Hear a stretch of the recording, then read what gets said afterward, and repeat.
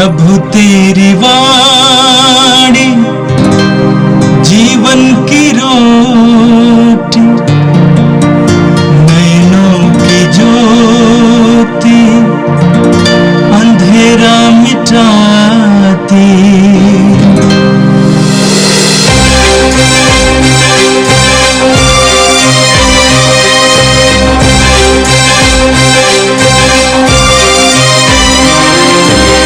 प्रभु तेरी वाणी जीवन की रोटी, नैनों की ज्योति अंधेरा मिटाती। प्रभु तेरी वाणी जीवन की रोटी, नैनों की ज्योति अंधेरा मिटाती। वाणी वाणी वाणी वाणी वाणी पवित्र है, शाश्वत है, जीवन का मन्ना है। 7 दिसंबर शनिवार। नबी इसायास का ग्रंथ अध्याय 30 पद संख्याएं 19 से 21 और 23 से 26 तक।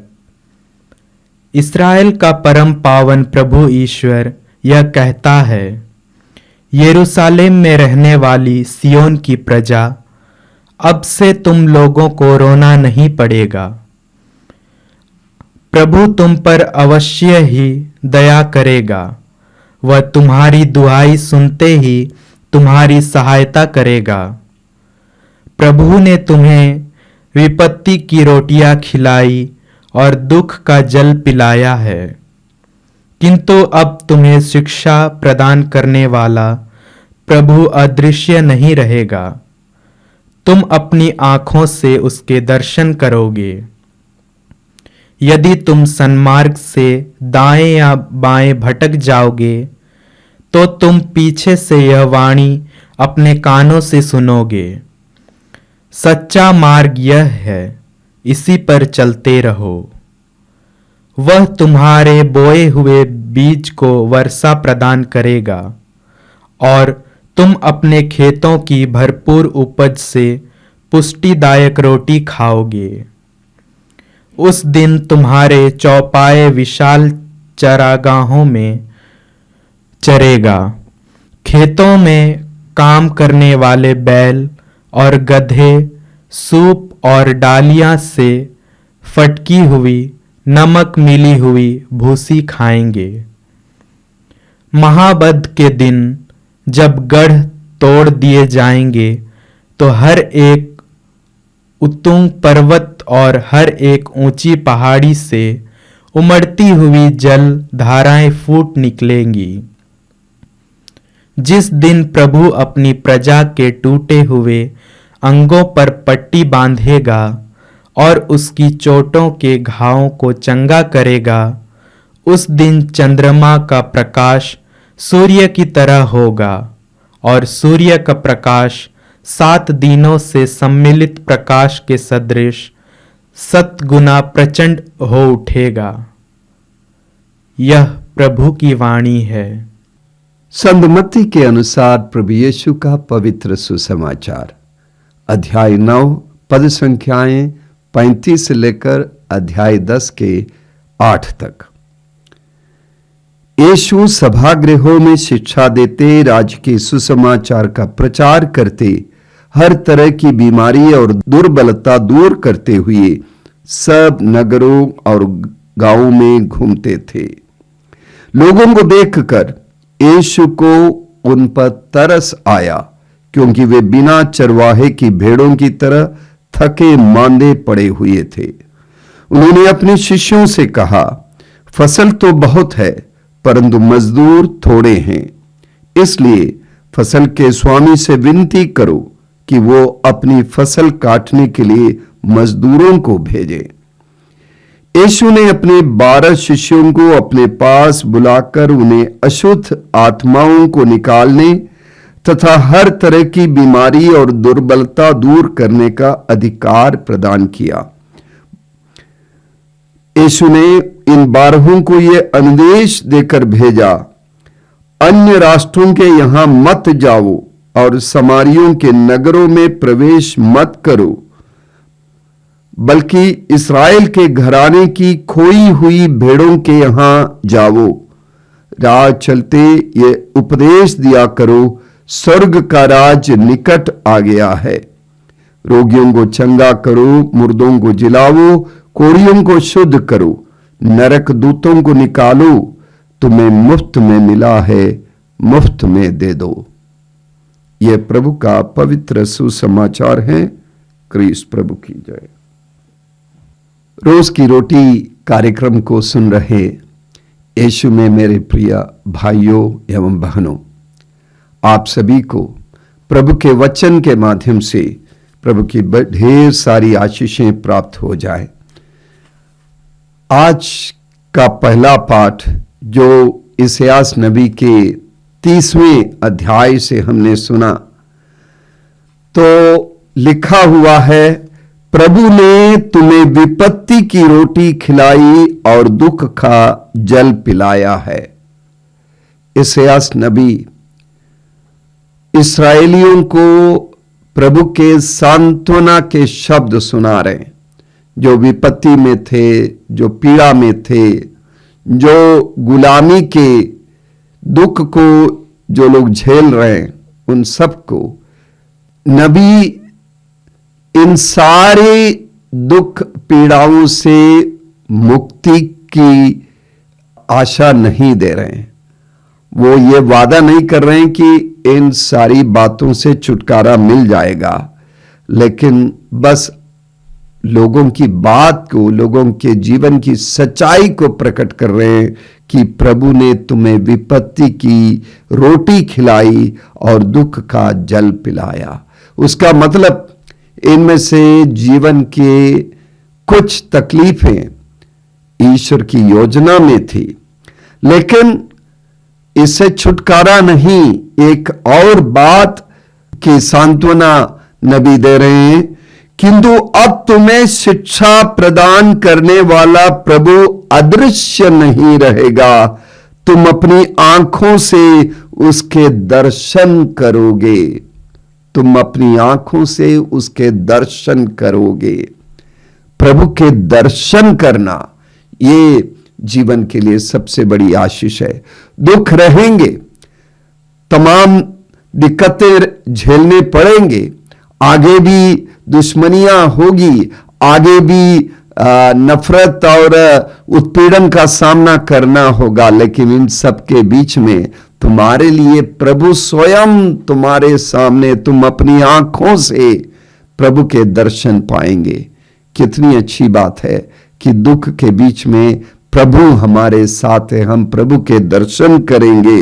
और आगे लिखा है, यदि तुम सन्मार्ग से दाएं या बाएं भटक जाओगे तो तुम पीछे से यह वाणी अपने कानों से सुनोगे, सच्चा मार्ग यह है, इसी पर चलते रहो।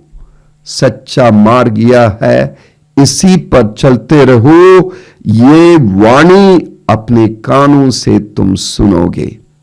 मेरे प्रिय भाइयों बहनों, हमारे जीवन में, खास करके जीवन के इस दौर में, हम लगातार इस सत्य से रूबरू होते हैं कि हमारे जीवन में संघर्ष के बहुत समय आते हैं। हमें दाएं चलना है या बाएं चलना है, यह निर्णय लेना है। यह निर्णय लेना आसान नहीं है, और इसीलिए नबी हमें वादा करते हैं, जो प्रभु के शिष्यत्व को स्वीकार कर रहे हैं, जो प्रभु की आज्ञाओं के अनुसार जीवन जिएंगे, उनके लिए चाहे विपत्तियां रहें, उत्पीड़न रहें, कुछ भी रहें, लेकिन प्रभु की वाणी को वे सुनेंगे जो बताएगा सन्मार्ग पर चलने के लिए। यदि तुम सन्मार्ग से दाएं या बाएं भटक जाओगे तो तुम पीछे से ये वाणी सुनोगे, अपने कानों से सुनोगे, सच्चा मार्ग यह है, तुम इसी पर चलते रहो। यदि हमें सच्चा मार्ग मिल जाए, सच्चे मार्ग पर चलने का रास्ता मिल जाए, सच्चा मार्ग हमें बताया जाए, ये बाएं नहीं दाएं से चलो, दाएं नहीं बाएं से चलो, तो इससे बड़ी कौन सी बात की हमें जरूरत है, हमारे जीवन में गलतियां नहीं आएगी। मेरे प्रिय भाई बहनों, आपसी टकराव, तनाव, गालियां, इन सब के बीच में हमें बहुत मुश्किल होता है कि सच्चे मार्ग पर चलना। दुश्मनी का सामना हम कैसे करें?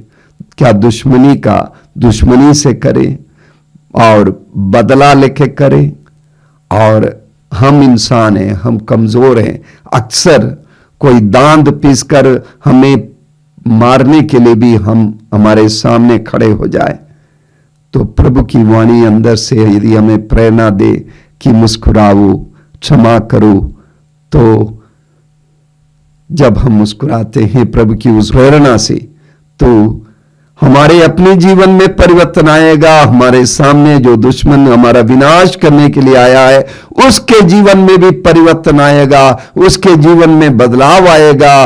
और जो दान पीस के आया, हमारी मुस्कान रूपी सुसमाचार को सुनकर उसके चेहरे पर भी मुस्कान आएगा। जो हाथ मुट्ठी बांध कर हमें मुक्का मारने के लिए आएगा, वो खुल जाएगा, हमारे हाथ मिल जाएंगे, हमारे गले मिल जाएंगे, ईश्वर का राज्य वहीं स्थापित होगा। हालेलुया। मेरे प्रिय भाइयों बहनों, कि चारों तरफ गलत संदेश है। अक्सर ऐसा होता है कि मोबाइल पर बहुत सारे संदेश आते हैं और हमें प्रभु के साथ समय बिताना है, प्रभु के साथ प्रार्थना करनी है, हमें प्रभु के वचन को सुनना है। मोबाइल बंद करने का आदेश, सच्चा मार्ग हमें बताया जाएगा। हमारे पीछे से आवाज, प्रभु की वाणी हमें सुनाई देगी और उसे मोबाइल को बंद करने का धैर्य, उसे ना देखने की क्षमता के लिए हम प्रार्थना करें। और वही यीशु का शिष्यत्व है। जो व्यक्ति प्रभु के दर्शन करेंगे उसके लिए यह संभव है, और वही उसी दर्शन के लिए, उसी सच्चे मार्ग के मार्गदर्शन के लिए नबी इसायाह हमें वादा कर रहे हैं। जो शैतान की गिरफ्त में हैं वो इस कार्य को नहीं कर पाएगा, क्योंकि शैतान उसे इस तरह की गलत कार्य करने की प्रेरणा देता रहेगा। जो व्यक्ति प्रभु के बताए सन्मार्ग पर चलेगा, उसके लिए 23वें पद पर लिखा है, प्रभु तुम्हारे बोए हुए बीजों को वर्षा प्रदान करेगा और तुम अपने खेतों की भरपूर उपज से पुष्टिदायक रोटी खाओगे। एक तरफ विपत्ति की रोटी प्रभु ने हमें खिलाई और उससे हमें पूरी तरह से मुक्ति मिले या ना मिले, लेकिन हमें जो प्रभु के शिष्य हैं उनके द्वारा बोए हुए बीजों को वर्षा प्रभु प्रदान करेगा और तुम अपने खेतों की भरपूर उपज से पुष्टिदायक रोटी खाओगे। यही प्रभु का आश्वासन है। तो जो प्रभु के सन्मार्ग पर चलने वालों को उसका अच्छा परिणाम मिलेगा। बुराई के बीच में भी अच्छे परिणाम का अनुभव हम करेंगे। मेहनत के फल की मिठास हम अनुभव करेंगे। मत्ती के सुसमाचार के 9वें और 10वें अध्यायों से हमने सुना है, उसमें यीशु एक अच्छे शिक्षक और गुरु के रूप में यीशु एक विशेष शिक्षा शैली अपनाते हुए अपना कार्य करते हैं। 35वें पद पर लिखा है 9वें अध्याय के, यीशु सभागृहों में शिक्षा देते, राज्य के सुसमाचार का प्रचार करते, हर तरह की बीमारी और दुर्बलता दूर करते हुए सब नगरों और गांवों में घूमते थे। यीशु की शिक्षा शैली यह थी, वो बंद कमरे में नहीं, सब गांवों में, नगरों में घूमते थे, लोगों के बीच में रहते थे, लोगों तक पहुंच जाते थे, लोगों के दरवाजों तक जाते, उनके दरवाजों पर खटखटाते, उन्हें बाहर बुलाते, उनके साथ बैठते, कभी नाव में बैठते, यदि समुद्र किनारे हैं, यदि खेत में हैं तो कोई ऊंचे स्थान पर बैठते, कभी पहाड़ों पर लोगों को ले जाकर वहां बैठकर उनके बीच में उन्हें शिक्षा देते। और क्या कार्य करते हैं? न केवल शिक्षा देते हैं, चंगाई देते, लोगों को अपनी बीमारियों और दुर्बलताओं से छुटकारा देते हैं, उन्हें दुर्बलताओं से दूर करते हैं और शिक्षा देते हैं। शिष्यों को भी प्रभु इसी कार्य के लिए चुनते हैं और उन्हें चुनते हैं और भेजते हैं इसी दया के कार्य के लिए। उन्हें प्रभु ने विशेष वरदान दिया। 10वें अध्याय के पहले पद में हम पढ़ते हैं, यीशु ने अपने 12 शिष्यों को अपने पास बुलाकर उन्हें अशुद्ध आत्माओं को निकालने तथा हर तरह की बीमारी और दुर्बलता दूर करने का अधिकार प्रदान किया। यीशु ने उन्हें इसी कार्य के लिए चुना और इसी कार्य के लिए भेजते हैं कि लोगों की दुर्बलताओं में उनकी मदद करे और उनकी बीमारियों से उन्हें छुटकारा दे। और वो यीशु आदेश देते हैं, इस्राएल के घराने की खोई हुई भेड़ों के यहां जाओ और राह चलते उपदेश दिया करो, स्वर्ग का राज्य निकट आ गया है। ये स्वर्ग का राज्य निकट आने की खबर किसे सुनाना है? जो इस्राएल के घराने की खोई हुई भेड़, जो खोए हुए लोग हैं, जो मुख्य धारा से अलग कर दिए गए हैं, जो हाशिए के बाहर है, जो दरकिनार किए गए लोग हैं, अंतिम व्यक्ति हैं, उन तक पहुंचो। अंग्रेजी में जिसे कहते हैं the lost, the least, the last and the lonely. जो खो गए हैं, जो समाज की मुख्य धारा से कट गए हैं, उन तक पहुंचने के लिए यीशु अपने शिष्यों को भेजते हैं। जो एकाकीपन का, अकेलापन का सामना कर रहे हैं, जो अलग कर दिए गए हैं, उन तक पहुंचकर उन्हें सांत्वना देने, उन्हें अपने सानिध्य देने और ईश्वर की संगति, ईश्वर के सानिध्य का आश्वासन देने के लिए प्रभु यीशु अपने शिष्यों को भेजते हैं। और आप और मैं, हम सबको भी भेजते हैं। यदि आप यीशु के शिष्य हैं तो इस जिम्मेदारी पाए हुए व्यक्ति हैं और इस जिम्मेदारी को निभाना होगा।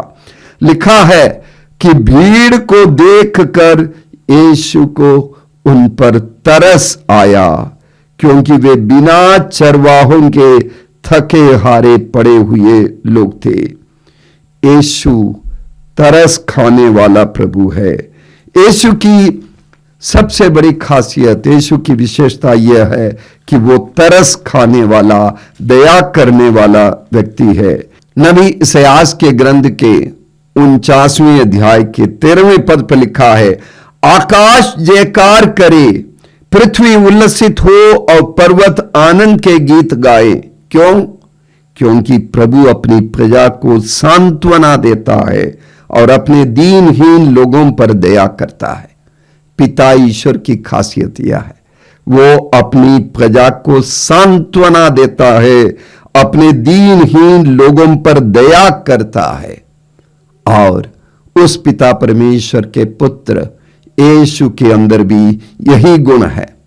और लूकस के सुसमाचार के 15वें अध्याय के 20वें पद पर हम पढ़ते हैं, प्रभु यीशु स्वयं उड़ाव पुत्र के दृष्टांत में उड़ाव पुत्र के पिता के गुण को बताता है। जब बेटा दूर था और सब कुछ खो गया और फटे हाल में अपने पिता के अपने घर की ओर वापस आता है, पिता ने उसे देखा और दया से द्रवित हो उठा और उसे अपने आलिंगन में ले लिया। और यही हमारे पिता परमेश्वर का गुण है, वो द्रवित हो जाते हैं हमारी दिक्कतों को देख के, हमारी स्थिति को वो पहचानते हैं। और यीशु के अंदर भी यही गुण है।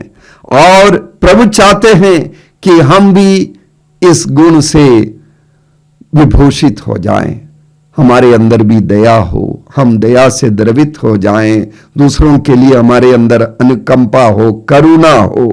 कलोसियों के नाम पौलुस के पत्र के 3 अध्याय के 12वें पद पर पौलुस कहते हैं, आप लोगों को अनुकंपा, सहानुभूति, विनम्रता, कोमलता और सहनशीलता धारण करनी चाहिए। आप लोगों को क्या धारण करनी चाहिए? अनुकंपा, सहानुभूति, विनम्रता, कोमलता और सहनशीलता धारण करनी चाहिए। ये सारे गुण यीशु के हर एक शिष्य में होने चाहिए। हमारी प्राथमिकता यही होनी चाहिए कि अनुकंपा हमारे अंदर रहे, दूसरों के लिए हमारे अंदर दया रहे, करुणा रहे। आज के दौर में जहां लोग स्वार्थी होते जा रहे हैं और जिसके कारण केवल अपनी सुख सुविधाओं की बात सोचते हैं और करते हैं, और इस स्वार्थ के चलते अंदर लालच और लोभ आता है, और इस लालच के चलते दूसरों के प्रति बैर, दुश्मनी, नफरत बढ़ता जा रहा है। ऐसे दौर में करुणावान बनना हमारा मिशन है, दयावान बनना हमारी जिम्मेदारी है, दया से द्रवित होना हमारा मिशन है। शिष्यों को लोगों के पास भेजते हुए यीशु ने आदेश दिया। लूकास के सुसमाचार के 10वें अध्याय के 8वें और 9वें पद पर हम पढ़ते हैं, यीशु ने कहते हैं, जिस नगर में प्रवेश करते हो और लोग तुम्हारा स्वागत करते हैं, तो जो कुछ तुम्हें परोसा जाए वही खा लो, और वहां के रोगियों को चंगा करो, और उनसे कहो ईश्वर का राज्य तुम्हारे निकट आ गया है। ये ईश्वर का राज्य क्या है? ईश्वर का राज्य है करुणा, प्रेम, और ये प्रेम वहां स्थापित करो। चाहे हम रोगियों को चंगा ना कर पाए, चाहे हम कोढ़ियों को शुद्ध ना कर पाए, लेकिन प्रेम का राज्य हम वहां स्थापित कर सकते हैं। हम भले ही महान चमत्कार ना कर पाए, इस वचन में को हम हमेशा याद रखें जो आज के सुसमाचार में के अंत में हमने सुना, तुम्हें मुफ्त में मिला है और मुफ्त में दे दो। प्रभु के वचन को हमने मुफ्त में पाया है, प्रभु की आशीषों को हमने मुफ्त में पाया है। हमने अपने जीवन में प्रभु के कितने चमत्कार देखा है, उन सारे चमत्कारों को याद करें और मुफ्त में दे दे। और हमारे मुफ्त में हम अपने शब्दों में मधुरता लावे, मिठास लावे, आनंद लावे। प्रवक्ता ग्रंथ के 18वें अध्याय के 15वें पद पर हम पढ़ते हैं, 15 से लेकर 17 तक, पुत्र भलाई करते समय किसी को दोष मत दो, और दान देते समय कटु शब्द मत बोलो। क्या ओस शीतल नहीं करती? इसी प्रकार उपहार से भी अच्छा एक शब्द हो सकता है। एक मधुर शब्द महंगे उपहार से अच्छा है। स्नेही मनुष्य एक साथ दोनों को देता है। यदि स्नेह है तो उपहार भी देंगे, यानी परोपकार करेंगे, साथ साथ मधुर शब्द हमारे मुंह से निकलेगा। हमें संत पापा फ्रांसिस के शिष्यत्व के सार को वो जो समझाते हैं उसे अपनाना होगा। संत पापा समझाते हैं कि हम परिधि के बाहर जाएं, गो टू द पेरिफेरीज। सीमा पर जो लोग तकलीफ में हैं, यानी समाज की सीमा से बाहर जो किए गए हैं, उन तक जाना होगा। मध्य में रहना सुविधाजनक है, वहां संसाधन हैं, सुविधा की सारी बातें हैं। संत पापा कलीसिया को फील्ड हॉस्पिटल कहते हैं, यानी युद्ध भूमि का वो अस्पताल जहां पर लूले हैं, लंगड़े हैं, चोट खाए लोग हैं, घायल लोग हैं। हमें अपने अपने हाथों को गंदा करना पड़ेगा उनकी सेवा में। समाज में जो लोग नफरत से भरे हुए हैं और जो लोग उस नफरत के शिकार हुए हैं, उन सब तक पहुंच जाएंगे, तब हम यीशु के शिष्यत्व को स्वीकार कर पाएंगे, यीशु के सच्चे शिष्य बन पाएंगे। और यीशु जिन मजदूरों के लिए प्रार्थना करते हैं कि फसल तो बहुत है, मजदूर कम हैं, परमपिता ईश्वर से वो प्रार्थना करते हैं, अपने शिष्यों को भी कहते हैं कि अधिक मजदूरों को भेजने के लिए प्रार्थना कर। तो अधिक मजदूर इस मजदूर के लिए आए, मुस्कान के साथ मिठास भरे, मधुरता के शब्द बोले, करुणा के कार्य करे, करुणा से द्रवित होकर परोपकार करे और प्रेम का राज्य स्थापित करे। आइए हम प्रार्थना करें। सर्वशक्तिमान प्रेमी पिता परमेश्वर, हम तुझे धन्यवाद देते हैं इस पवित्र समय के लिए, इस पवित्र अवधि के लिए, तेरे पुत्र यीशु के पवित्र आगमन के इस अवधि के लिए हम तुझे धन्यवाद देते हैं। प्रभु, हम यीशु के आगमन की तैयारी कर रहे हैं। हम सबके हृदय में प्रभु तेरी करुणा और दया भर दे, तेरा प्रेम भर दे, हमारे दिल दया से द्रवित हो जाए यीशु की तरह। हम तेरी दया, तेरे प्रेम का संदेश मुस्कान के साथ, अपने व्यवहार के साथ, अपनी बोली के साथ दूसरों को दे सके और हर तरह के बदले की भावना, हर तरह बुरे विचार हमारे अंदर से निकाल दे। हम शुद्ध हो जाएं, हम प्रेमी हो जाएं और उनको भी प्रेमी बना सकें। ये प्रार्थना करते हैं क्रिस्त हमारे प्रभु के द्वारा, आमीन। प्रभु तेरी वाणी जीवन की रोटी, नैनों की ज्योति अंधेरा मिटाती। वाणी वाणी वाणी वाणी वाणी